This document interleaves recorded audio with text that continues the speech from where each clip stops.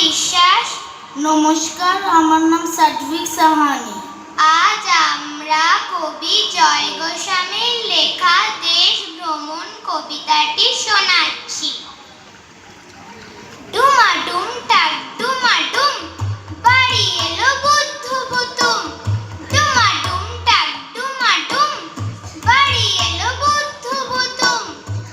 ওরে তোরা নামলি কোথা? মুড়িঘাট হুমনি পোতা। সে আবার কোনখানে রে? গেলে আর কেউ কি ফেরে?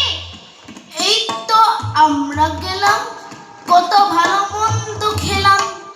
খেয়ে খেয়ে পেট ফুললো, চলে আসি বাত পুড়লো। সেখানে পাড়ায় পাড়ায় ইঁদুরে বেড়াল তাড়ায়। তাই দেখে ভয়েই মরি, তাড়াতাড়ি বিমান ধরি।